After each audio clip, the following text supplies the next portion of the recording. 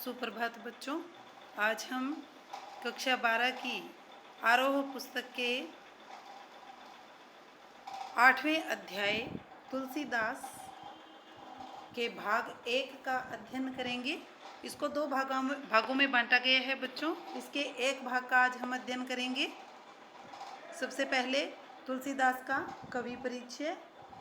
तुलसीदास जन्म सन 1532 बांदा उत्तर प्रदेश जिले के राजापुर गांव में माना जाता है। प्रमुख रचनाएं रामचरितमानस, विनय पत्रिका, कवितावली, गीतावली, श्री कृष्ण गीतावली, दोहावली, कवितावली, रामाज्ञा प्रश्न। निधन सन 1623 काशी में। हृदय सिंधुमति सीप समाना, स्वाति सारद कहीं सुजाना, जो बरसे बरबारी विचारू, होई कवित मुक्तामणि चारू, कीर्ति भनिति भूति भल सोई, सुर श्री सम सब कह हित होई। भक्ति काल की सगुन काव्य धारा में राम भक्ति शाखा के सर्वोपरि कवि गोस्वामी तुलसीदास में भक्ति से कविता बनाने की प्रक्रिया सहज परिणति है, परंतु उनकी भक्ति इस हद तक लोकोन्मुख है कि वे लोकमंगल की साधना के कवि के रूप में प्रतिष्ठित है। बच्चों, लोकमंगल की साधना, लोकमंगल कहने का मतलब ये है बच्चों कि ये तुलसीदास जो हैं वो ऐसे कवि थे, वो लोकमंगल यानी सारे संसार का हित चाहते थे और इनका जो काव्य है वो पूरे संसार के लिए भलाई वाला काव्य है। यह बात न सिर्फ उनकी काव्य संवेदना की दृष्टि से वर्ण काव्य भाषा के घटकों की दृष्टि से भी सत्य है। इसका सबसे प्रकट प्रमाण तो यही है कि शास्त्रीय भाषा में सृजन क्षमता होने के बावजूद उन्होंने लोक भाषा को साहित्य रचना के माध्यम के रूप में बुना। जिस प्रकार उनमें भक्त और रचनाकार का द्वंद्व है, उसी प्रकार शास्त्र और लोक का द्वंद्व है। जिसमें संवेदना की दृष्टि से लोक की ओर वे झुके हैं, तो शिल्पगत मर्यादा की दृष्टि से शास्त्र की ओर। शास्त्रीयता को लोकग्राह्य और लोकगृहीत को शास्त्रीय बनाने की उभयमुखी प्रक्रिया उनके यहाँ चलती है। यह तत्व उन्हें विद्वानों तथा जन सामान्य में समान रूप से लोकप्रिय बनाता है। उनकी एक अनन्य विशेषता है कि वे दार्शनिक और लौकिक स्तर के नाना द्वंद्वों के चित्रण और उनके समन्वय के कवि हैं।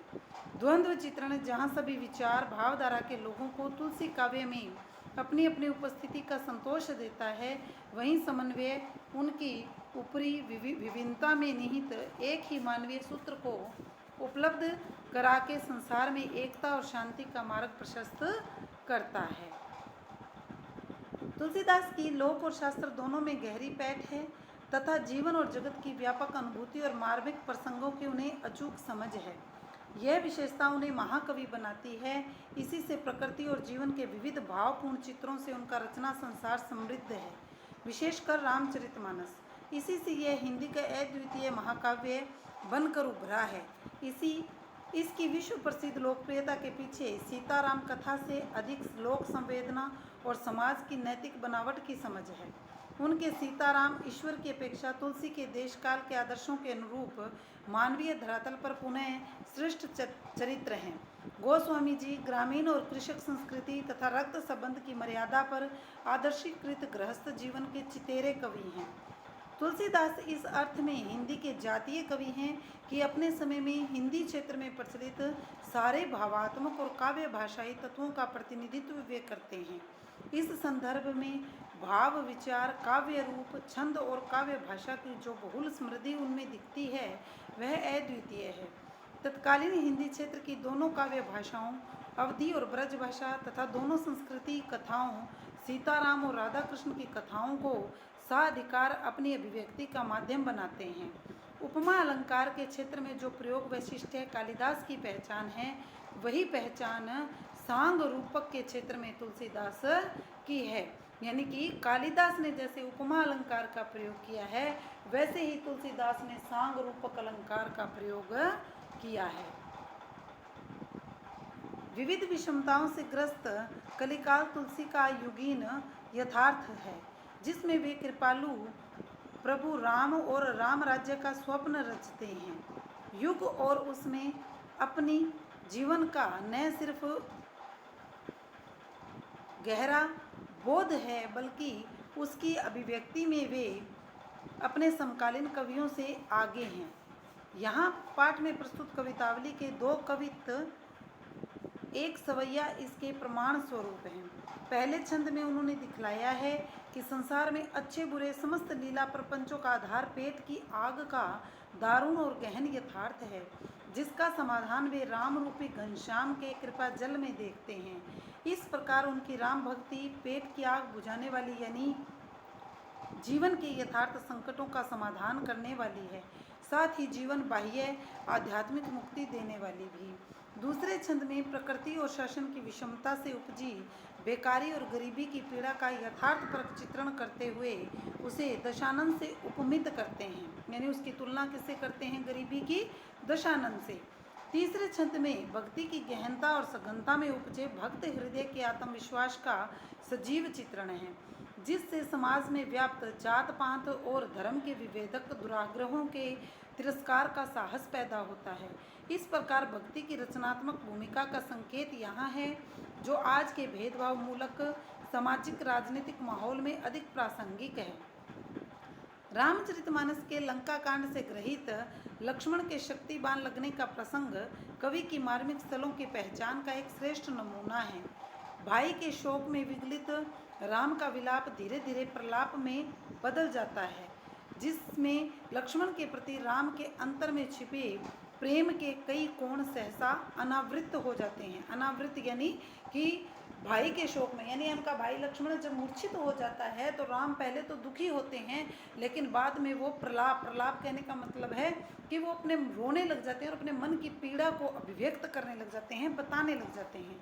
यह प्रसंग ईश्वरीय राम का पूरी तरह से मानवीकरण कर देता है, यानी जो राम ईश्वर है उसको एक साधारण मानव बना देता है कि किस प्रकार से एक मनुष्य दुखी होने पर अपने मन की पीड़ा को अभिव्यक्त करता है, जिससे पाठक का काव्य मर्म से सीधे जुड़ाव हो जाता है और वह भक्त तुलसी के भीतर से कवि तुलसी के उभर आने और पूरे प्रसंग पर उसके छा जाने की अनुभूति कराता है। इस घने शोक परिवेश में हनुमान का संजीवनी लेकर आ जाना कवि को करुण रस के बीच वीर रस के उदय के रूप में दिखता है।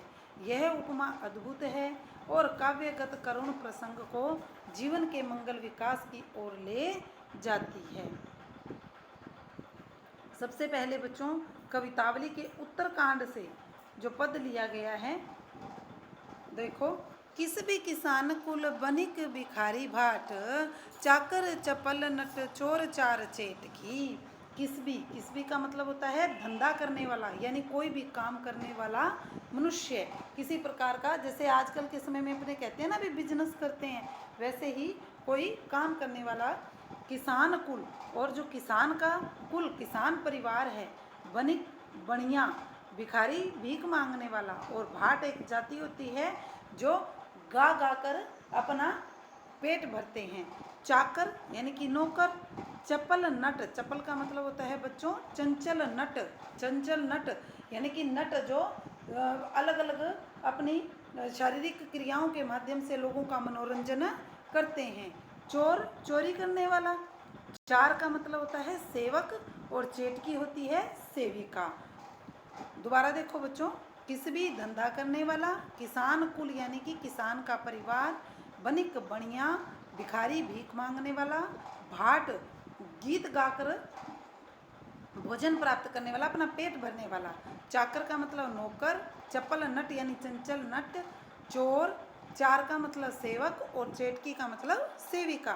पेट को पढ़त गुण गढ़त चढ़त गिरी, अटत गहन गन एहन अखेत की। पेट को पढ़त का मतलब अपने पेट की, ये जो सब लोग हैं, ये सब जो जातियां हैं, ये क्या करती हैं? पेट को पढ़त यानी अपने पेट के लिए काम करती हैं, यानी वो चाहे अच्छा काम हो चाहे बुरा काम हो, सब लोग अपना अपना अलग अलग काम करते हैं। गुण गढ़त चढ़त गिरी, गुण गढ़त और अपने गुणों को गढ़ते हैं। गढ़ने का मतलब अपने अंदर गुण हो अवगुण हो किसी भी प्रकार के, उन सब का वो निर्माण करते हैं, अच्छे हो बुरे हो चाहे कोई भी हो। चढ़त गिरी और पहाड़ों पर भी चढ़ जाते हैं, गिरी का मतलब पहाड़, पहाड़ों पर भी चढ़ जाते हैं। अटत गहन गन एहन अखेत की, अटत गहन, गहन का मतलब गहरे, कि गहरे जंगलों में, अटत है जंगल, कि गहरे जंगलों में शिकार करने के लिए जाते हैं। अखेटकी का मतलब शिकार करना, और फिर वहाँ जाकर जानवरों का शिकार करते हैं। मतलब कहने का मतलब ये है बच्चों कि मनुष्य जो है, इस संसार में जो मनुष्य है वो अलग अलग जातियों के हैं, अलग अलग प्रकार के काम करते हैं। वो सब लोगों को अलग अलग प्रकार से, यानी कोई काम करता है, कोई काम करता है, तो सब लोग जो है अपने पेट के लिए वो कोई न कोई कार्य करते हैं। ऊंचे नीचे कर्म धर्म अधर्म करी, पेट ही को पचत बेचत बेटा बेट की। ऊंचे नीचे कर्म, यानी कि ऊंचा कर्म, कोई नीचा कर्म करता है, यानी उन्हें ध्यान नहीं है कि ऊंचा और नीचा क्या है, लेकिन वो कुछ ना कुछ कर्म करते रहते हैं। धर्म अधर्म करी, और धर्म और अधर्म भी करते रहते हैं, कि कोई अच्छा काम करके धर्म करता है, कोई बुरा काम करके अधर्म करता है, लेकिन वो सब किसके लिए करते हैं? अपने पेट के लिए करते हैं। पेट ही को पचत, पेट ही को पचत मतलब अपना पेट का पालन पोषण, यानी अपनी भूख मिटाने के लिए वो काम करते हैं, फिर चाहे वो काम अच्छा है चाहे वो बुरा है। बेचत बेटा बेट की, कई तो ऐसे भी होते हैं जो इतने गरीबी के कारण इतने ज़्यादा हो जाते हैं कि अपने बेटा बेटी को भी वो बेच डालते हैं। तुलसी भुजाई एक राम घन श्याम ही ते, आगी बढ़ वागी ते बड़ी है आगी पेट की। तुलसीदास जी कहते हैं एक राम घनश्याम, घनश्याम का मतलब बादल, कि एक राम ही वो वर्षा रूपी बादल है जो उस आग को बुझा सकता है, क्योंकि बड़वाग्नि से बड़ी भी कौन सी आग है? पेट की आग है। बच्चों, आग 3 प्रकार की होती है, जल की आग, जंगल की आग और पेट की आग।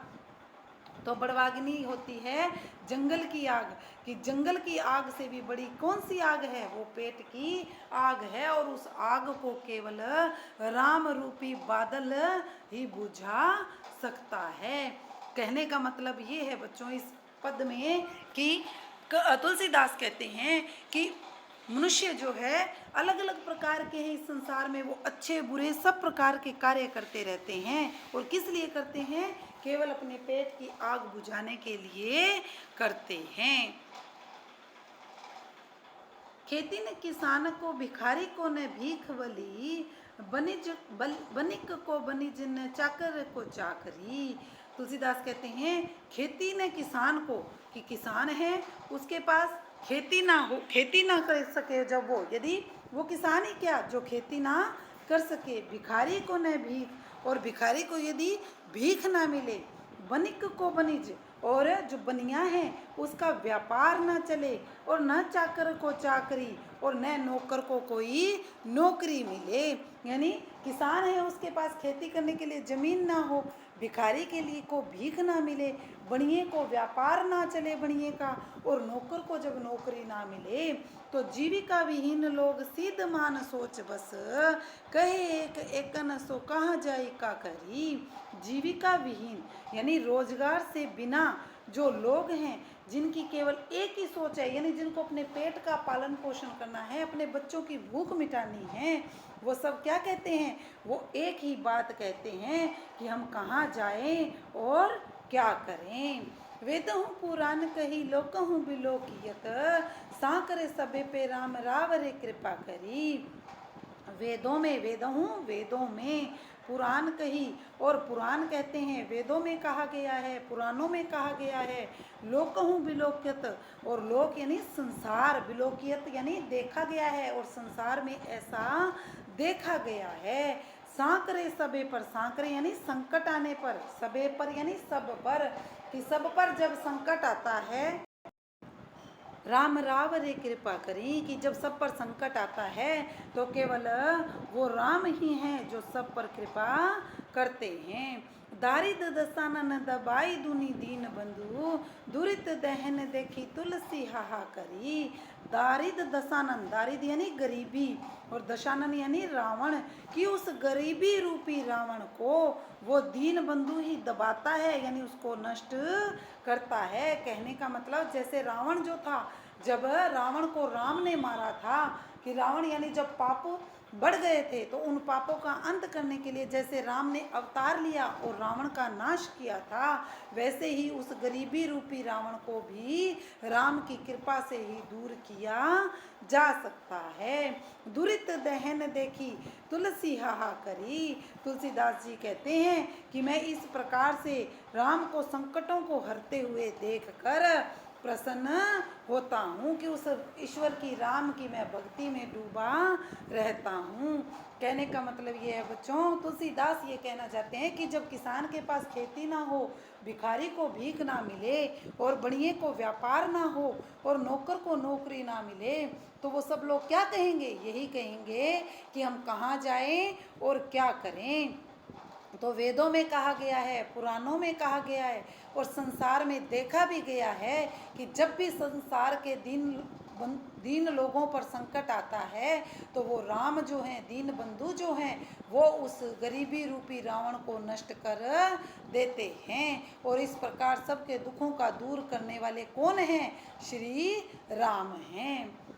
धूत कहो अवधूत कहो, रजपुत कहो जुलाहा कहो कोई।